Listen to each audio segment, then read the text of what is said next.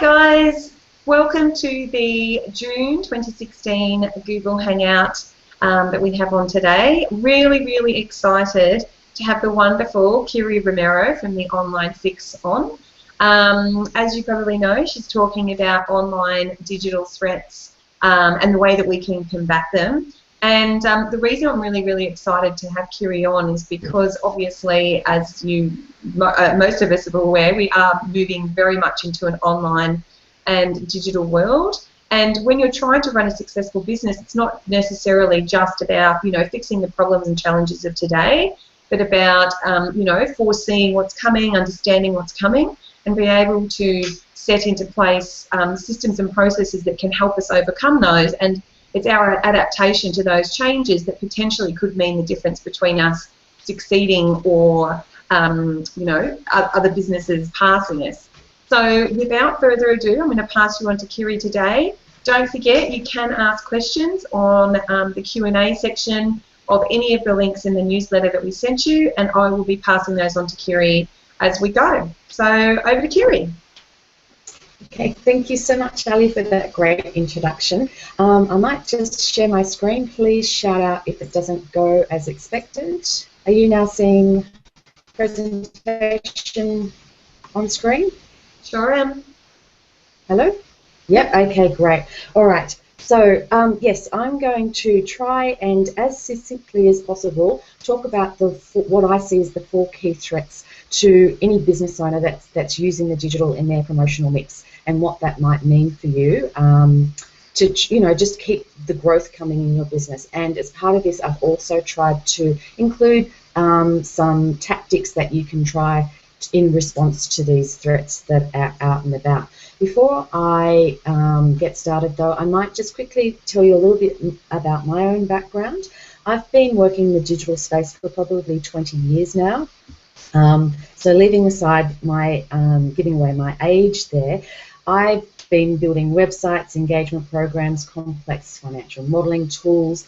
I've literally done the whole gamut, and my focus now is actually coaching and working with business owners to help them increase their online sales. So as a digital strategist, I kind of try not to use the word strategy, because most business owners just say to me, don't tell me about strategy, just tell me what to do. And so I tend to label myself as more of a digital fixer and online conversion specialist. So without further ado, let's actually start talking about what the 4 key threats are. Before I go on, though, I actually think it's quite I think it's good to give you a bit of a bird's eye view of the digital space in general, just to give you a feel for what is the environment that you're operating in now as a business that is using digital to try and get yourself out in front of your target audience. So I just want to walk through these and just kind of have these at the back of the mind, because they're really the things that are driving these 4 key threats that I'm going to talk about. The first point I want to try and make is that social media is now core to your digital identity.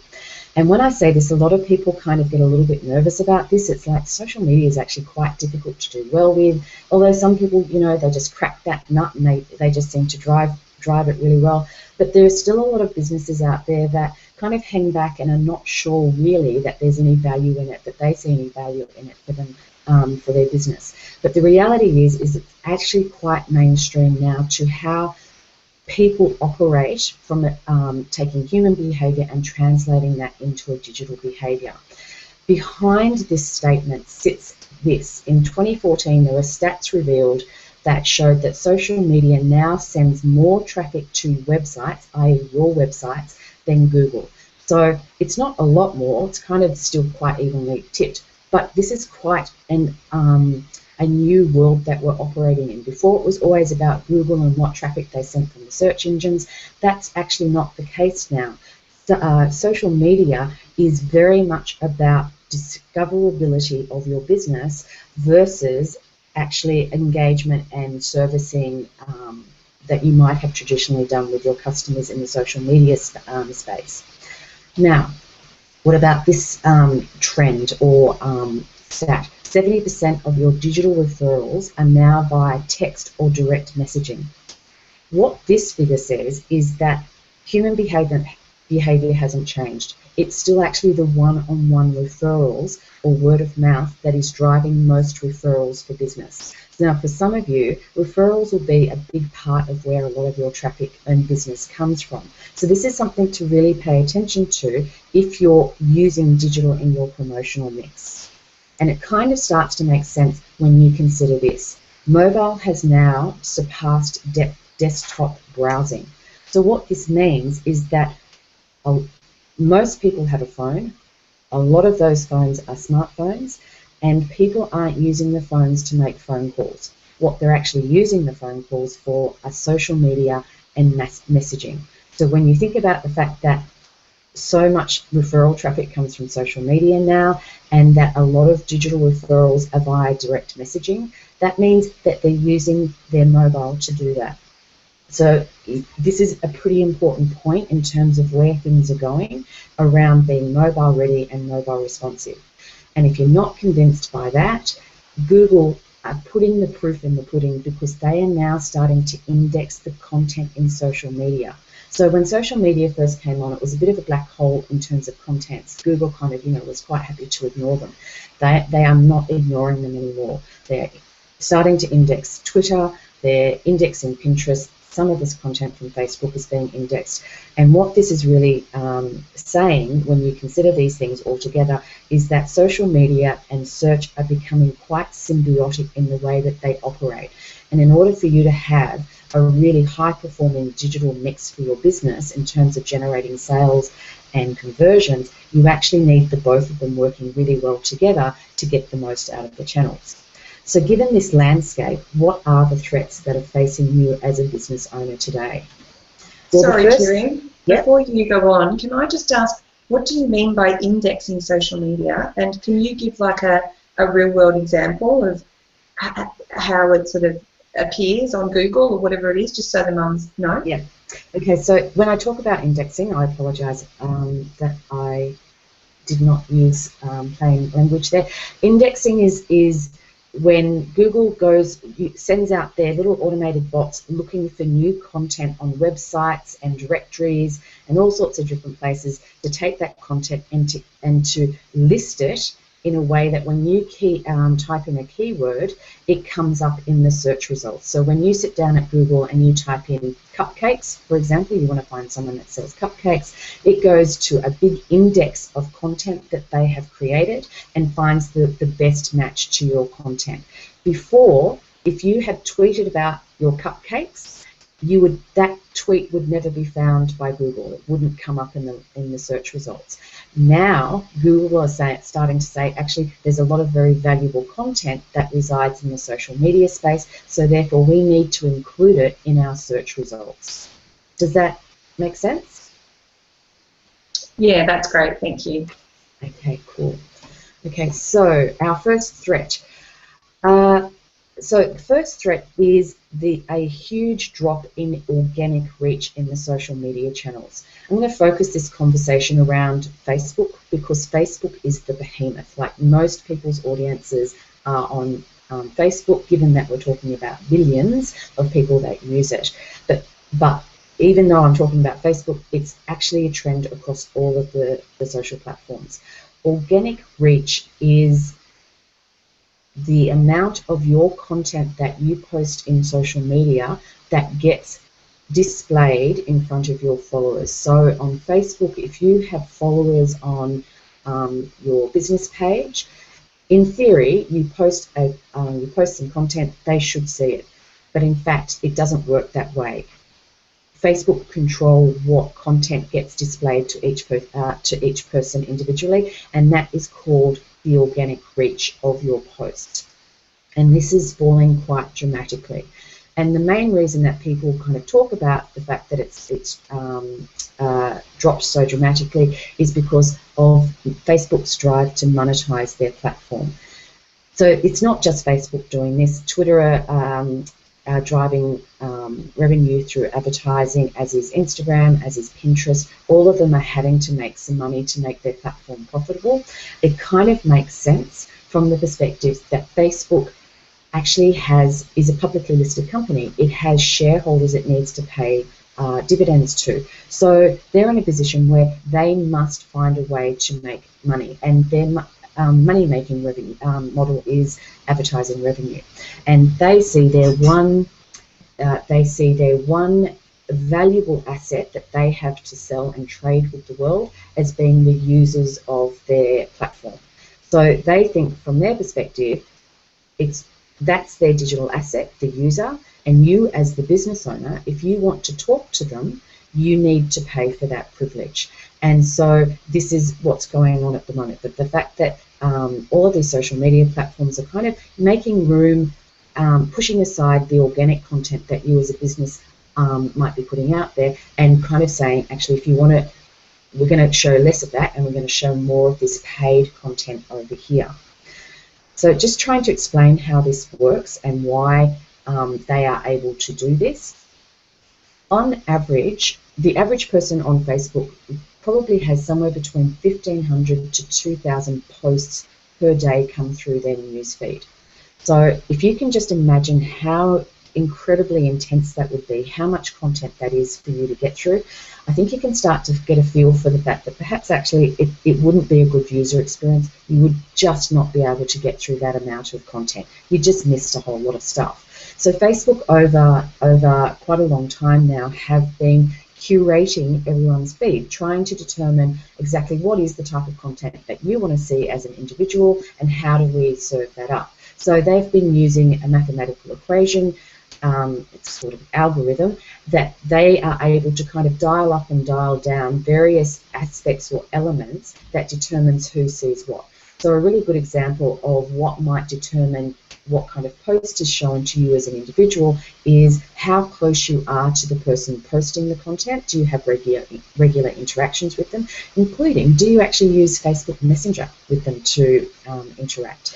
How popular a post might be goes into the mix. What kind of content you prefer? Do you look at more images versus videos? They will, if you like videos over images, they will serve you more of those. They'll even consider which device you happen to be on at that point in time. They might serve you different content on your desktop versus what you would see on your mobile.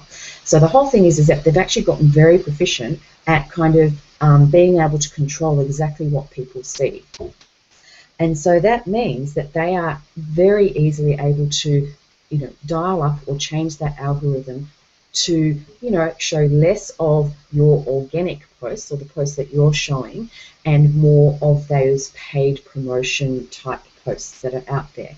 And what this has really resulted in is that for most people, they're saying about 2% on average of your posts are actually being displayed to your followers, and that's actually said to be going to fall even further. So what can you do about it, like in response to this?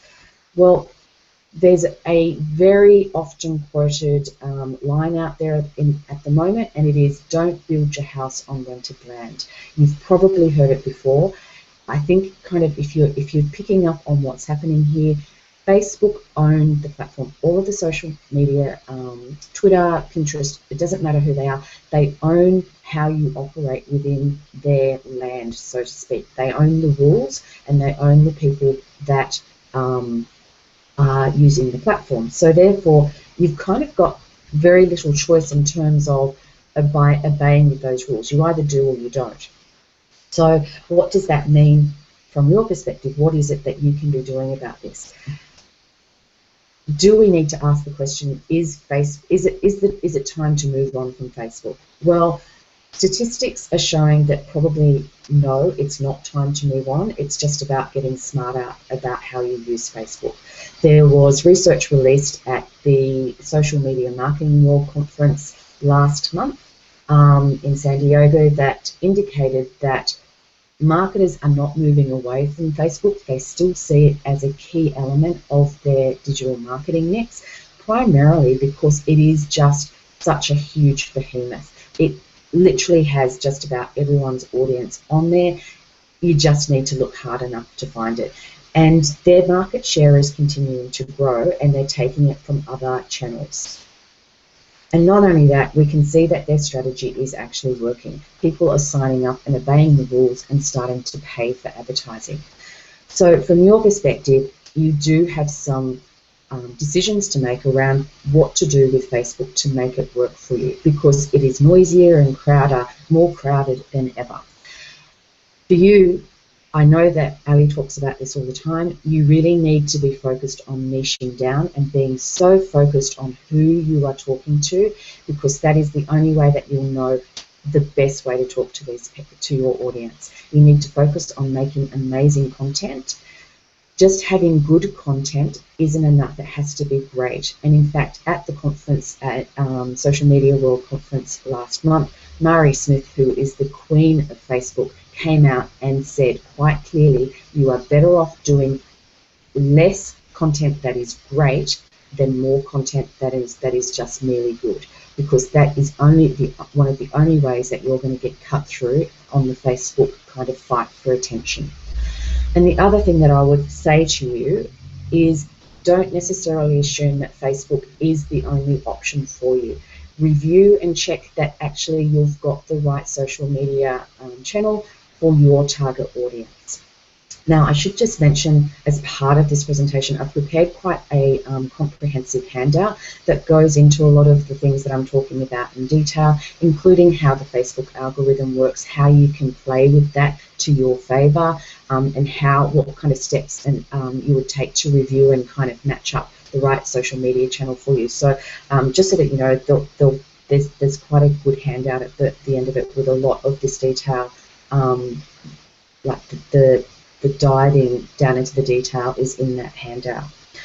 And just to move on, and so the other last thing that you can be doing is just, as I said before, agreeing to play by the rules, and that is paying to play. But I would just say, if you do decide to go down this route, the rules that I've just spoken about before, making sure that you've really focused on your audience, as well as focusing on having great content, still apply, because just because you're paying to promote doesn't mean that it's going to be effective as a way to convert your customers, to convert your audience into paying customers.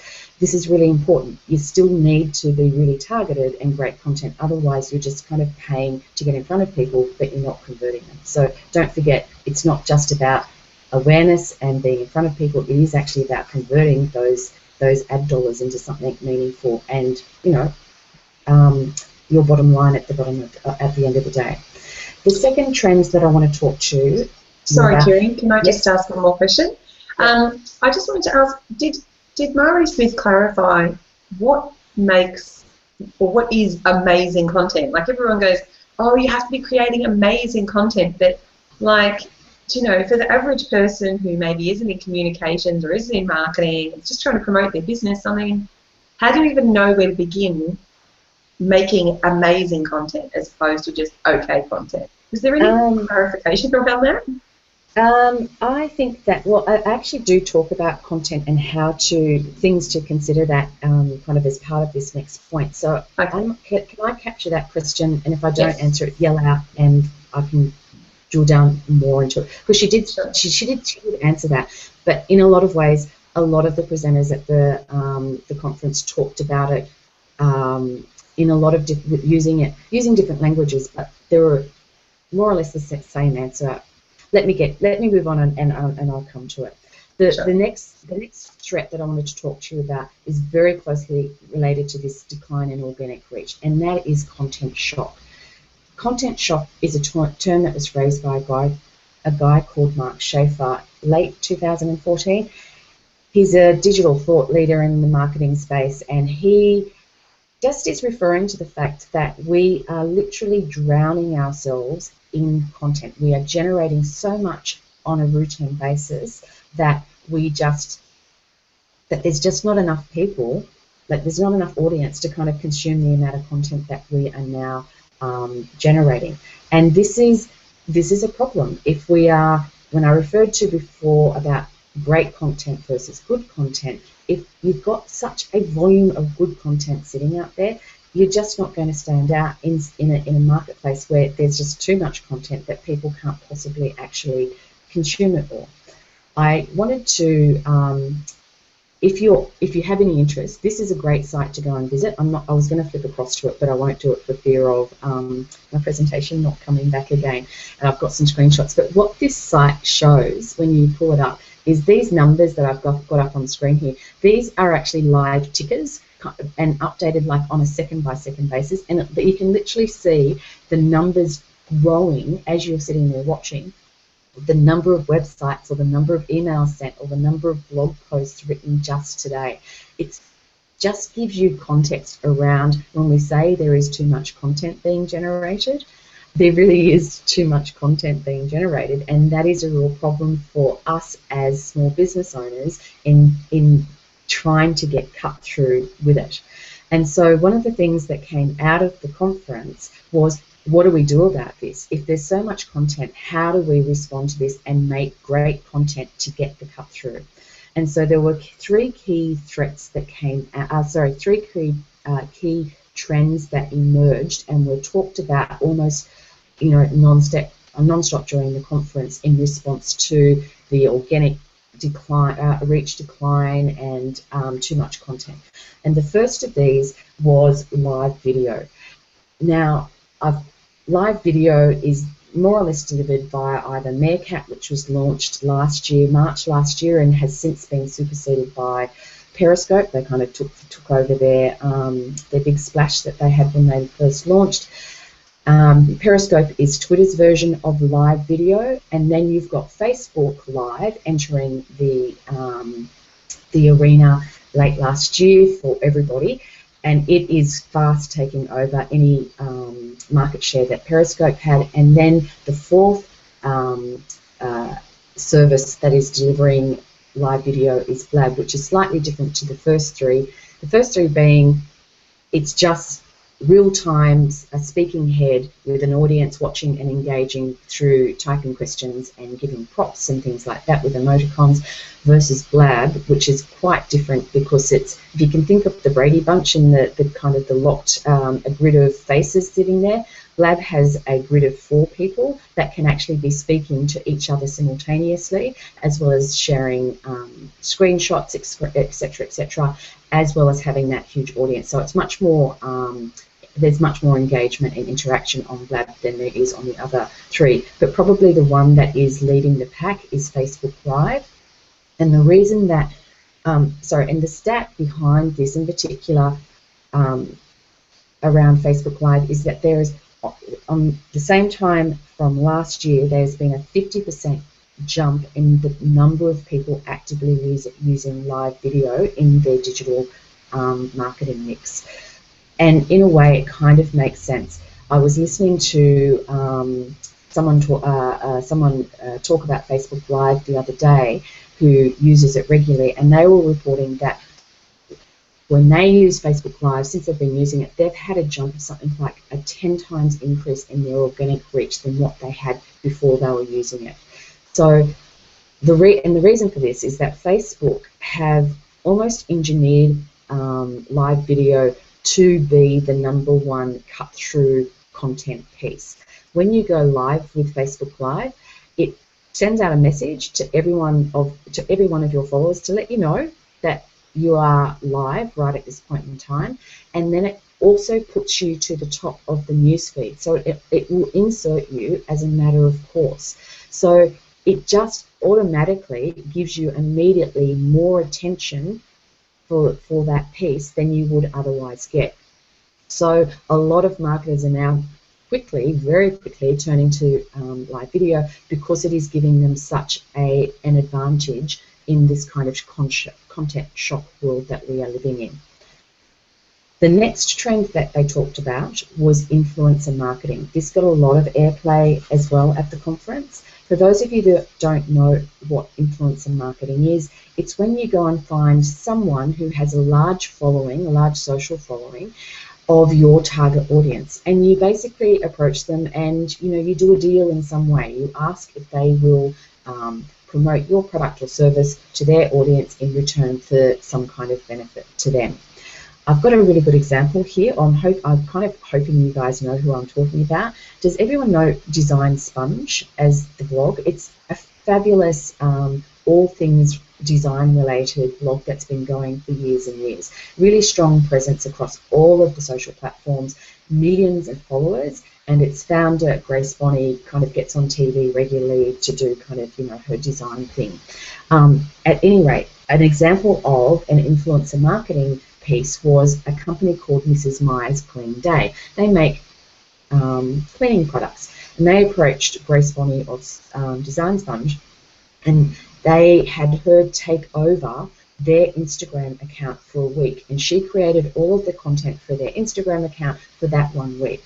So they got the kudos of having Grace Bonney creating content for them, that they were able to promote that to people that already were following them, but Grace Bonney was then sharing all of that content back into her other social channels, so that Mrs. Myers Clean Day was benefiting from the exposure to her, to the rest of her followers and audience in her other platforms. So from your perspective, kind of, you don't necessarily need to approach a huge social media influencer like someone like Grace Bonney. You can just literally approach someone who has your target audience of a smaller size, and kind of have a discussion around whether or not there's some benefit that you could have by working together in some way, shape or form. This is one of the ways that I think, from a small business perspective, there are a lot of opportunities if you can apply a bit of creativity and a bit of kind of, braveness, and just getting up there and making contact with someone. So that was one trend that got a lot of discussion at the conference. And the third trend, hold on to your hats, ladies, is Snapchat.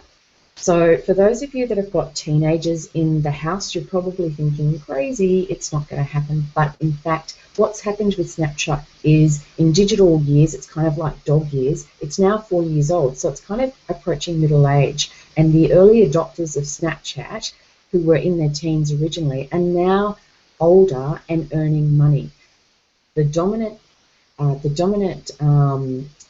age bracket on Snapchat is between 18 and 25, with a fair chunk of up to 35s on the platform as well.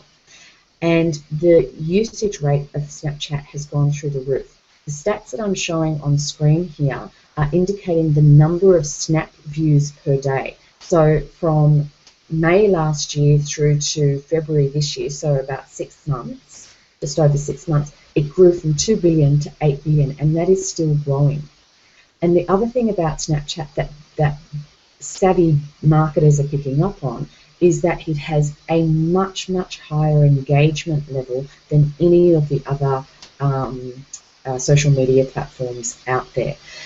And one of the reasons for that is that it's kind of engineered high engagement into the very platform itself. So for those of you that don't know how Snapchat works, what you do is you post a snap, which will be a picture or a video of some kind, and it's just 10 seconds long. And you post it to your board, you might call out to a few people, but people watch it after 10 seconds and then it just disappears. It kind of, floats off into the digital ether and is never to be seen again.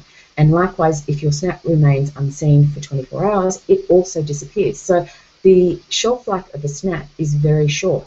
So people that are really good and have got big followings on Snapchat kind of have built a audience by telling and unfolding a story on a day-to-day basis. People have to come back on a day-to-day basis to see what next is going to happen. Like, what next crazy thing might be done on by, such and such on Snapchat. And the thing is that there are businesses that are actually doing really well with Snapchat. There's a great case study of a chocolatier in Sydney who has literally taken his little chocolate shop around the world and is now selling to a global market. So whilst you might be thinking Snapchat is not for you, it probably isn't if your target audience isn't in that demographic. But if it is, it may be something that you should be thinking about. But having said that, despite the fact that there was these 3 things, so it doesn't matter whether or not it was Snapchat or live video or influencer marketing, the common theme that all of these people at the conference were talking about is that the quality of the content was still king. So you still needed to be creative and unique in what you were doing in order to get the cut through. So what does that look like? So trying to answer your question specifically, Ali, your content needs to be absolutely relevant to your audience. So really knowing who your audience is and what appeals to them, and making sure that you're putting out content that interests them is really key to what you need to do in the first instance. And it needs to be interesting. So if you think your audience is going to be interested in seeing a cup of coffee on your desk, then post it. If you think that that's not going to ring their bell, then don't do that kind of content. It's about kind of being really sensible and really tapping into exactly what is going to get people to respond to your content. And it has to be unique, and it's got to be useful to your audience. So these were the kinds of things that certainly Mari Smith was talking about, but she was all out for video, and she was of the, it could be live video, it could just be video moving, anything moving on the screen was absolutely a way to get there.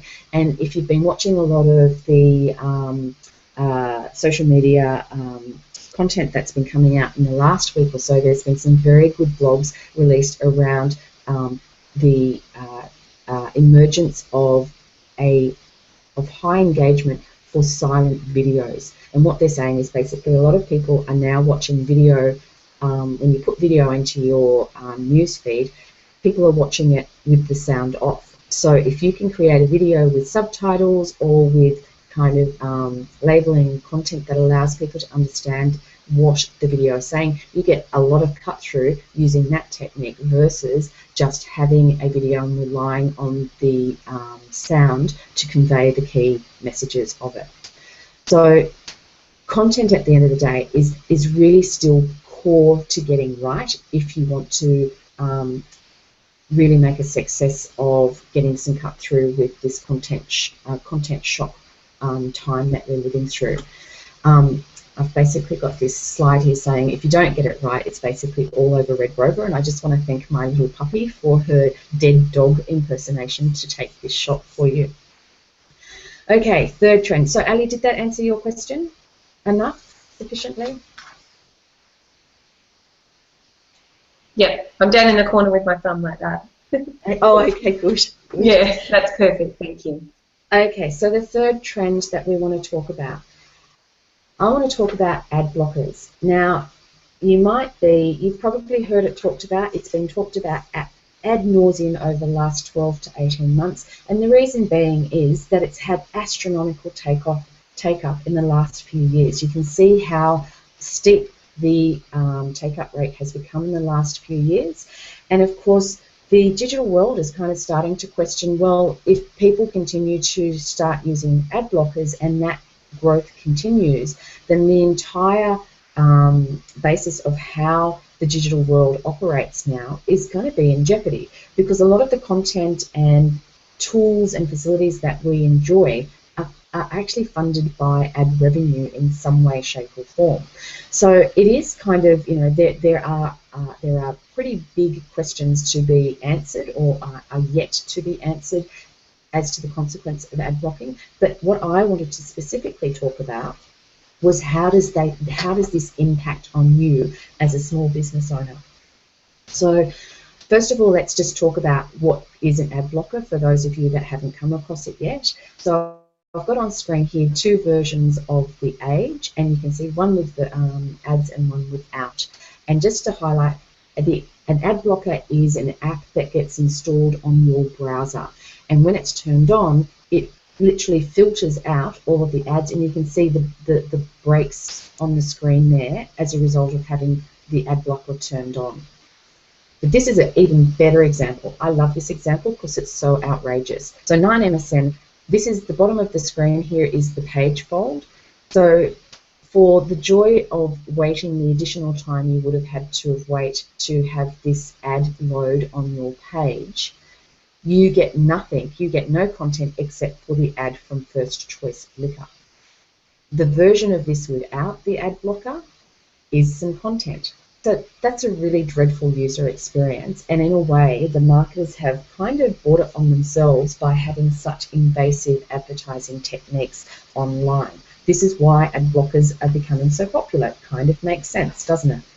But it's not just display advertising that is being impacted by the ad blockers. It's also search. So this is a take on Google paid search results, and you can see one screen with ad blocker not turned on and the other one with it turned on. You can see what a difference that makes to what's being displayed.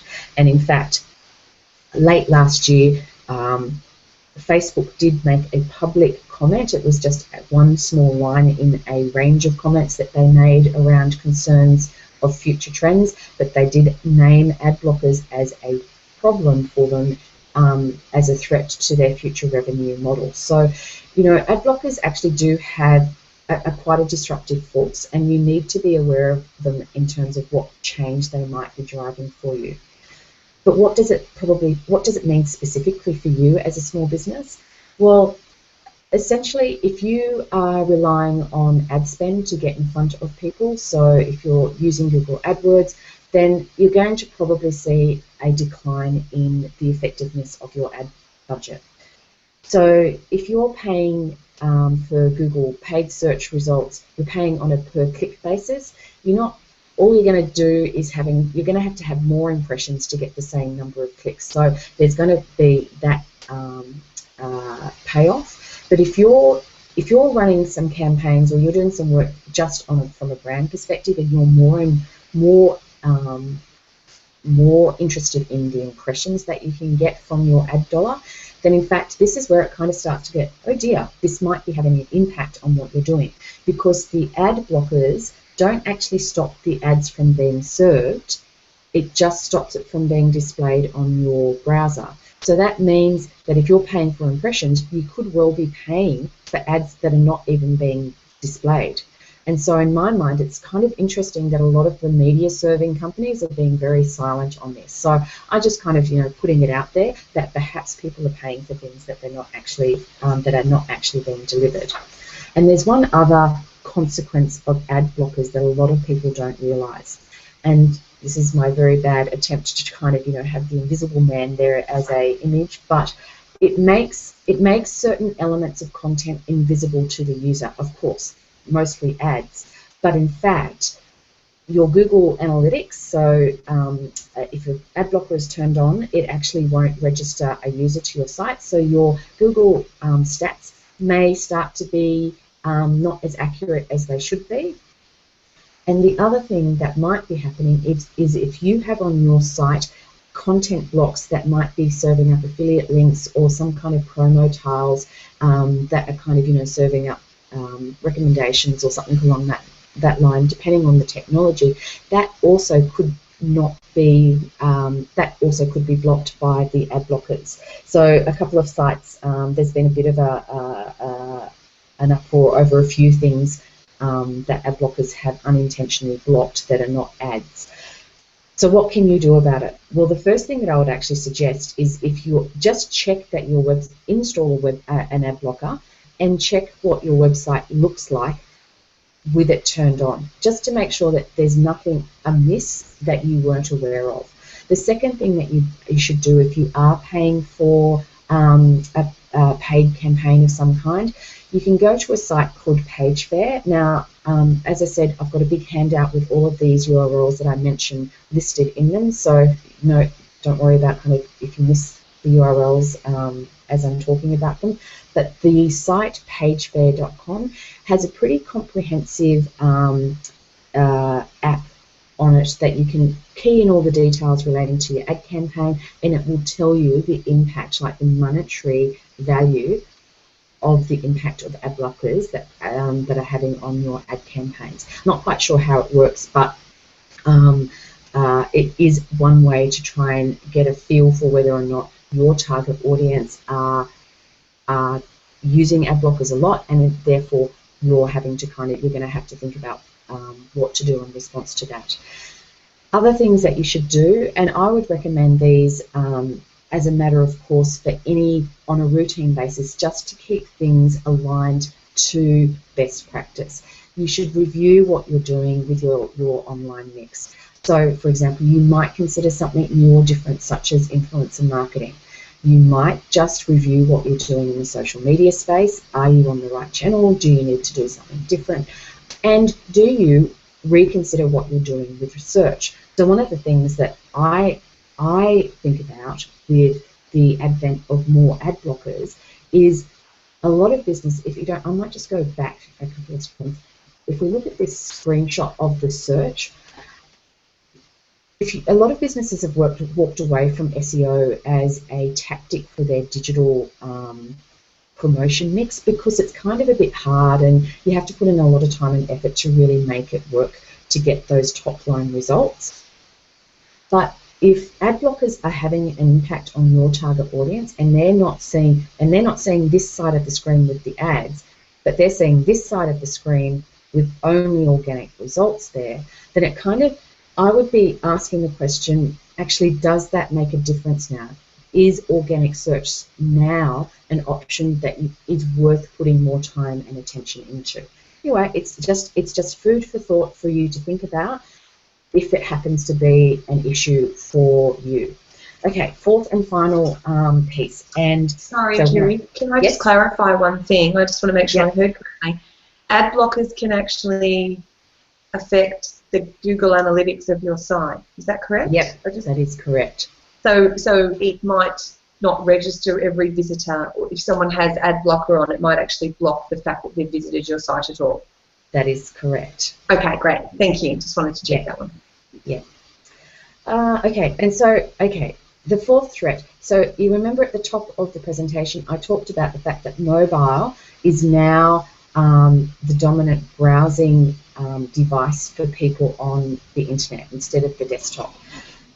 Being mobile responsive and mobile ready, so those two things go together and they're not the same thing, is vitally important for you now as a business. And there's a couple of reasons for this. The first is that just about everyone uses, well, I'm not going to say everyone, but a lot of people use routinely their smartphone to research and purchase products. I took these stats from Think with Google. Think with Google is an excellent website for research on digital behaviour. I filtered this down to the Australian market for this presentation, but if you happen to have a business where you're trying to target the US market, then that stat would be actually closer to 70%.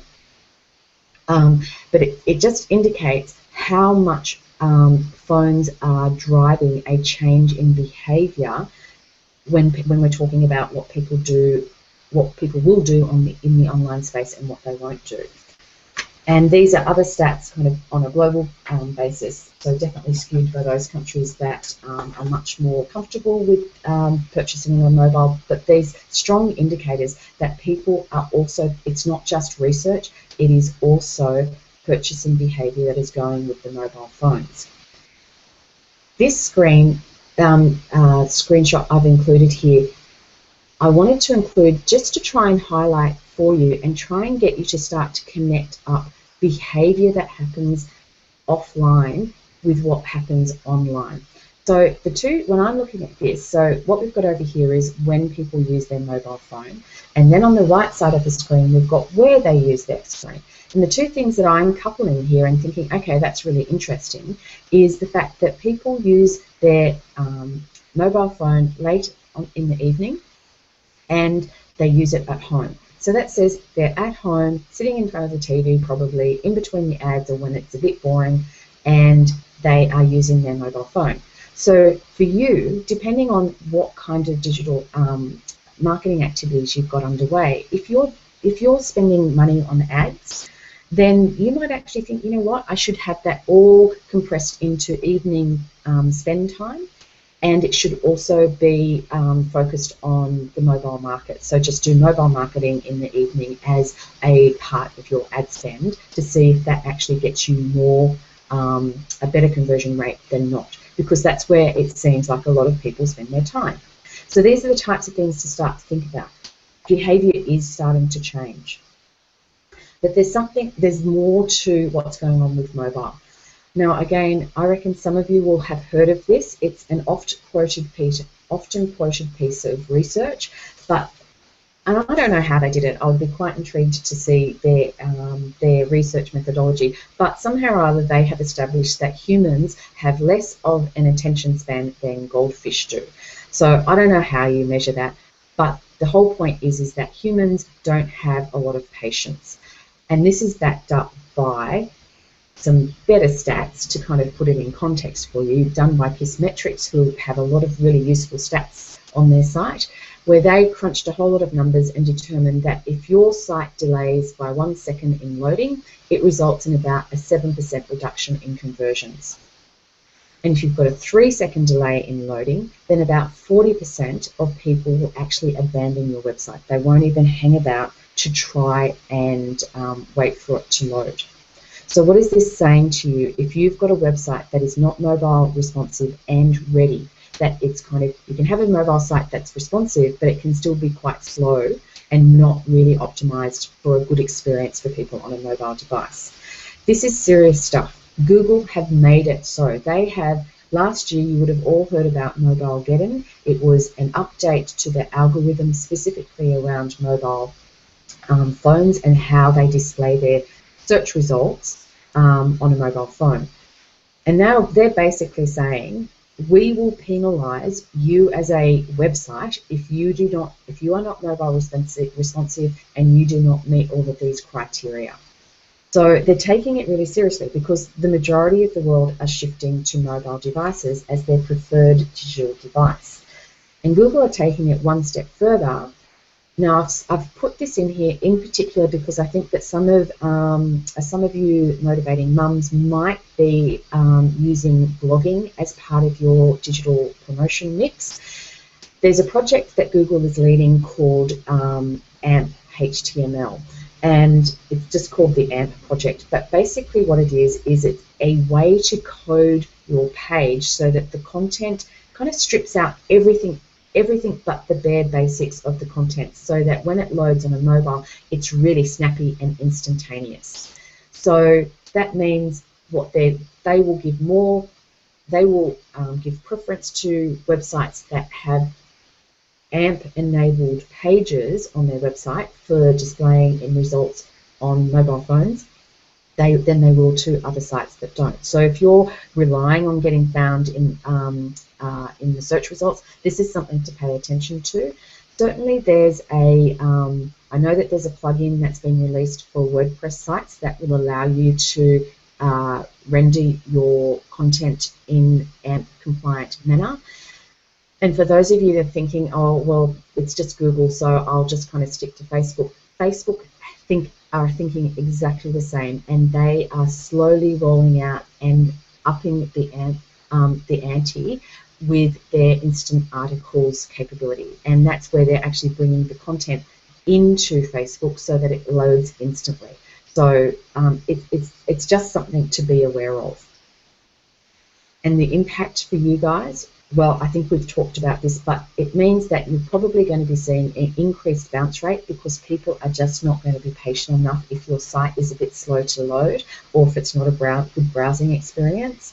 And the second thing is that you really will struggle to have any kind of ranking with Google at all. So from what can you do about this? First of all, there's a shift in thinking that needs to take place. So if you're like me, you spend a lot of time sitting in front of a very big screen because that's what you do all day, and it's much better to be working on a big screen than on a little screen.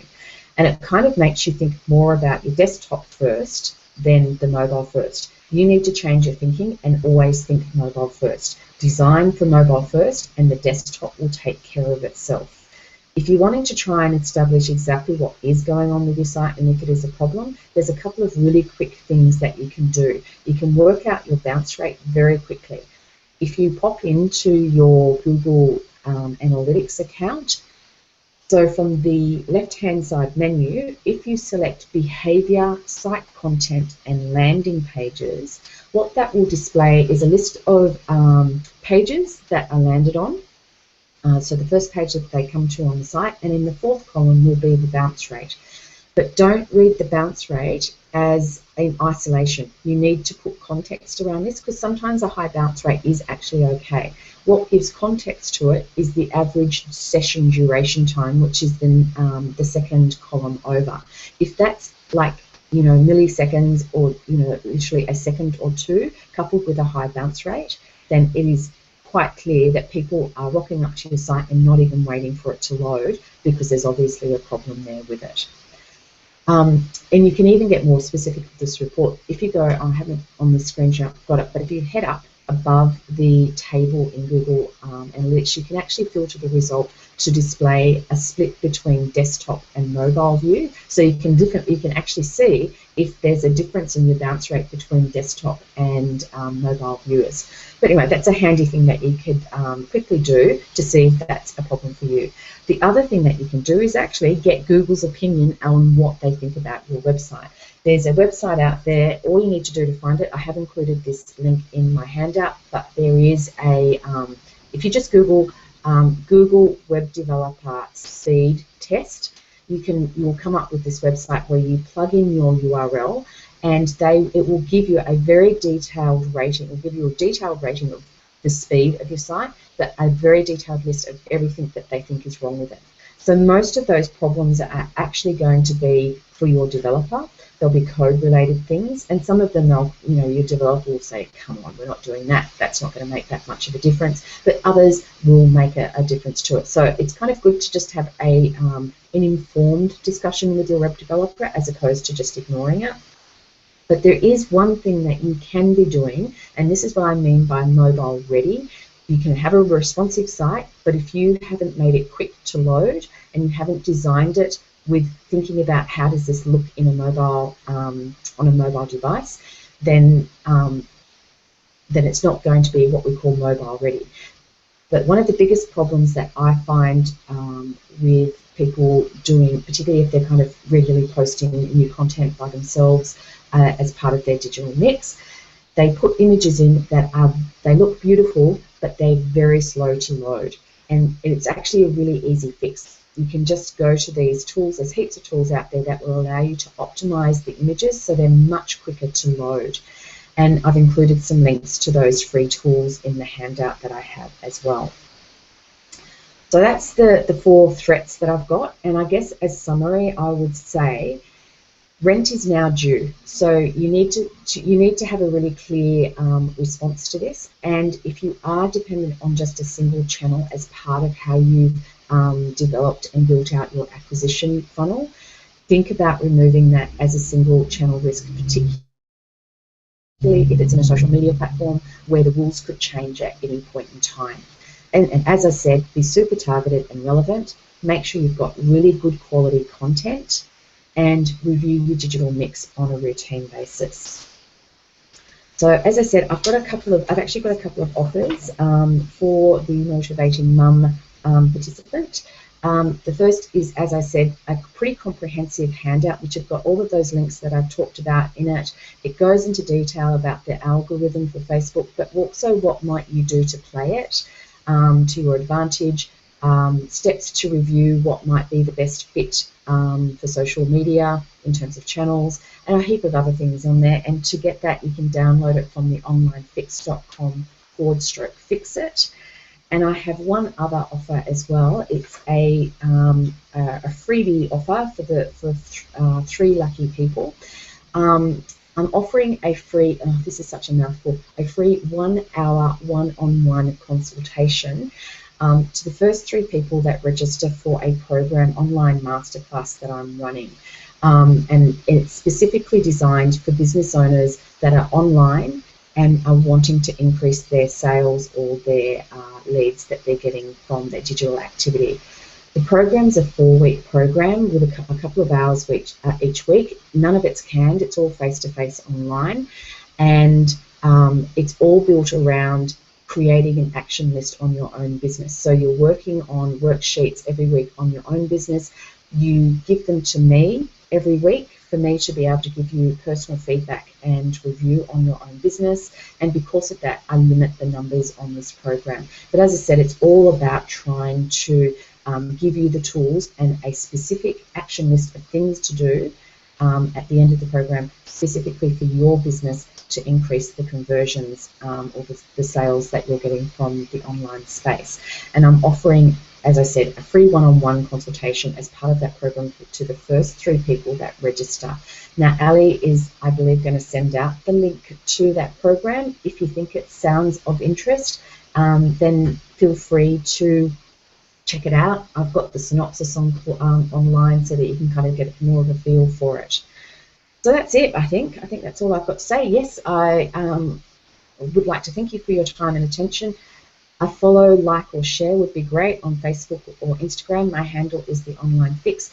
Or alternatively, I'm actually very happy to receive questions direct from you. If you want to direct message me on Facebook, you can just scan me in Facebook Messenger using scan code, and that will connect you up directly with me. And that's it. Phew. You're like, I'll take a breath now. Yes, why not? Well, we've done all right. We haven't got any questions come through, so that works all right. But I assume if anyone has a follow-up question, Kiri, they can just contact you through one of your social media channels? Yep, by all means, please do. You can unshare your screen now too, so when you say bye, you can see your face.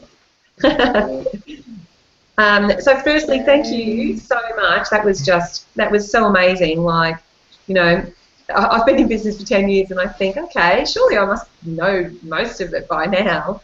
But I still picked up loads from that. It was fantastic, and I'm sure that everyone else on the Hangout also did. So thank you so much, Kiri.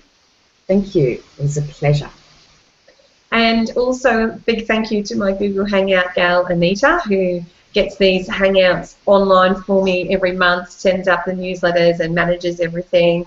And I really couldn't do it without her. So if anyone needs any help with Google Hangouts, running them, she can run them for you, or she can teach you how to use them. And she's also an excellent VA in many, many other areas. So please, thank you to Anita, and get in contact with her if you'd like any help. Thank you. Thanks, Al. Pleasure. Thank you. You were going to say anything there. And next month we've got a wonderful hangout on confidence with Renee Main. She's going to be talking about, obviously, working on our confidence, be it like if we're having to sell things or if we're just having to have confidence in ourselves to run an amazing business. So that one will be fantastic. And also June 22nd, for those in Melbourne, we do have a Get Savvy on Social Day. There's an Instagram, a Facebook and a YouTube session, and you can either book to come for the whole day, or you can just pick and choose which sessions you want to come along to.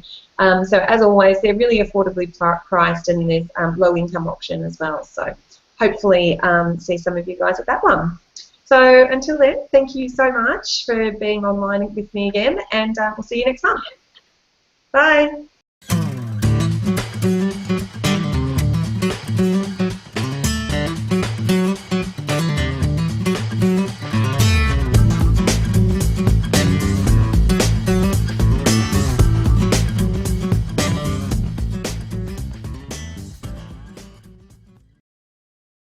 Thanks for listening to me. If you think that you would love to know when my next video comes out, you can. Just subscribe here or here or here or down there or somewhere around here. You'll see the subscribe button. Hope to see you again. Bye.